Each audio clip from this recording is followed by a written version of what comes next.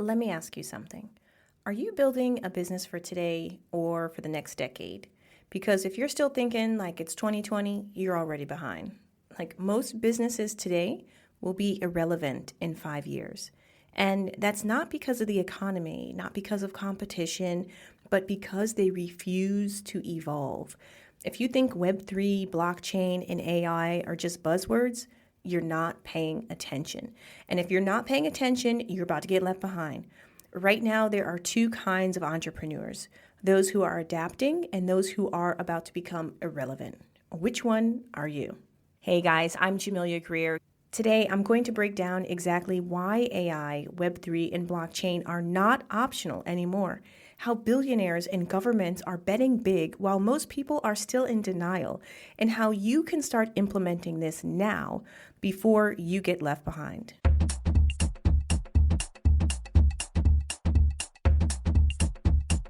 So here's the thing. Every major business shift in history was laughed at until it wasn't. And the people who ignored it, they lost. They became obsolete. Here's a few examples. Newspapers thought the internet was a joke. Now, they're dead. Blockbuster ignored Netflix. Now they're a case study in business failure. And taxi companies, they dismissed Uber. Now they're out of business. But what's happening right now with AI, Web3, and blockchain? The exact same thing. People are laughing at it. They're dismissing it as hype, and they have been for about 5 years. And while the real players are positioning themselves to take over entire industries. I saw this firsthand when I moved into the data privacy and regulatory compliance space. I had fellow lawyers who told me that Web3 was a joke and that crypto was a big scam and that it wasn't real law and that everyone involved in crypto was going to jail. These were the same people, the same academics, the same professionals who years later are now scrambling to add blockchain to their LinkedIn bios and buy Bitcoin before it's too late. They mocked me then, but now they're following the same path now. So all I have to say, guys, is that we need to be early adopters on this stuff. Secondly, this is about more than cryptocurrency. It's about ownership. Who owns your business, your money, and your audience? If you think you do, you're wrong. Social media platforms own your audience. Okay, this is just basic facts about who owns the data. Before you create your account and you click you want to set up an account, you sign the terms and conditions, or at least you agree to the terms and conditions, that if Instagram shuts down your account, you lose everything. Your bank controls your money. If they freeze your account, you're powerless. YouTube can remove your content overnight.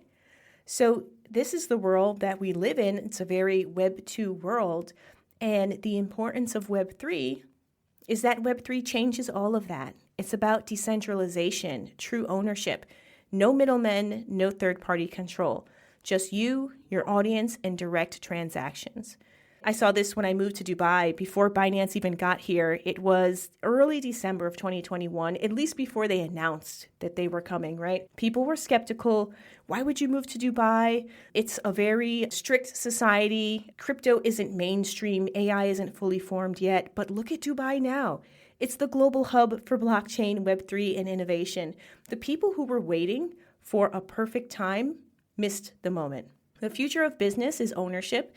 Web3 is creating an economy where you have more control over income, your contracts. There's greater trust in terms of transactions. And if you don't understand this now, you're going to be working for the people who do. Like, imagine running an e-commerce business where your transactions are verified and secured through blockchain rather than relying on banks and payment processors and other third parties where you have to pay some kind of monthly subscription or monthly fee. Imagine creators getting paid directly through smart contracts instead of waiting for a social media platform to count the number of views, count the number of interactions and clicks, some algorithm tell them how much they're due, and then approve payouts. This is the shift that Web3 brings.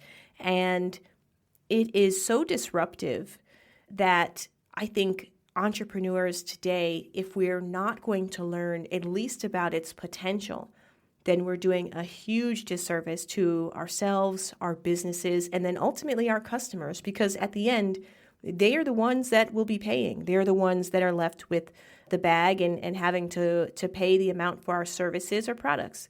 When it comes to AI and blockchain together, I think that is going to be the major disruptor. And if you haven't been following what's happening in the space of AI today, I beg you now immediately stop listening to this podcast and go and find a great AI resource to learn from, even if just the news, even if you just go on Google and you search AI. I'm sure you'll find tons and tons of articles, but the reality is that AI is not the future. It's actually the present, and it's already outpacing humans in key areas of business and in productivity. AI can generate marketing content in seconds, and humans need hours.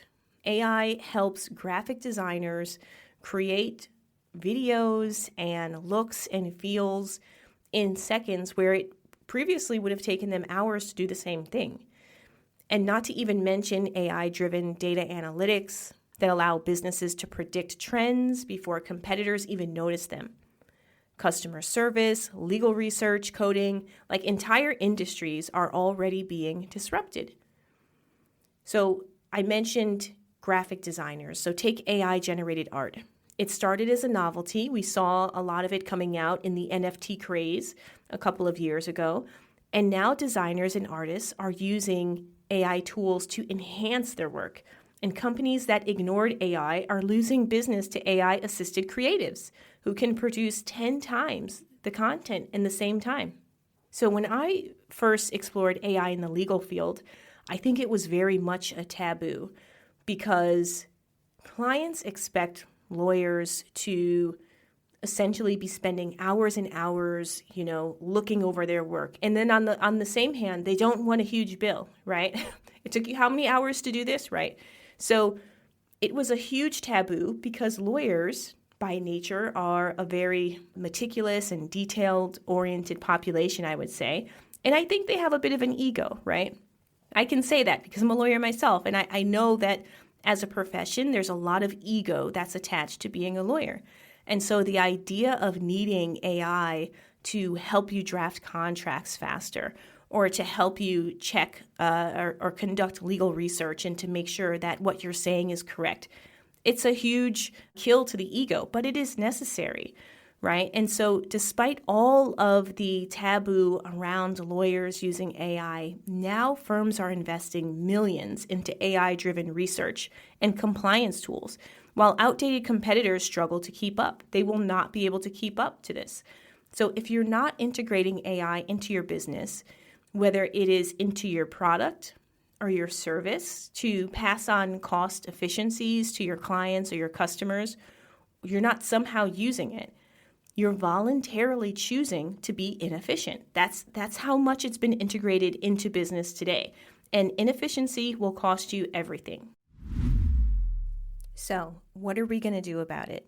Now that we see that big corporations are throwing billions of dollars into AI and blockchain, it could be threatening, but I guess the upside is that they move slow. Startups and small businesses have the advantage of agility.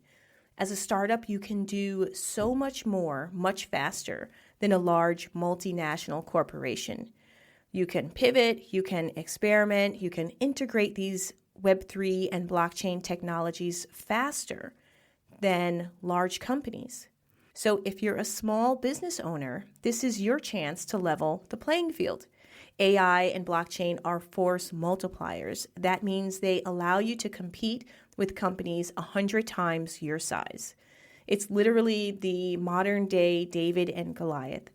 Large companies are bogged down by bureaucracy. They have outdated legacy systems, especially banks, and slow decision making. They may have resources, they may have lots of money, but they lack speed. Your agility is your advantage. So the next disruptive business will be the one that uses technology to move fast and to scale quickly before the current incumbents even know what hit them. I really hope this episode was helpful. I know for some of you it was a bit of a wake up call, but information is power, and now you have the information and the choice is yours. And for those of you that don't know, I partnered with Open Campus to help more entrepreneurs get into Web3 and blockchain. The free course that I gave away this past weekend is still available, and the link is in my bio in the show notes. If you're serious about this, take advantage of the opportunity. I would love to see you guys winning. And remember, the next wave of innovation is happening. You're either in it or you're watching from the sidelines. So make sure you choose wisely. And until next time, I'll catch you guys later. Take care.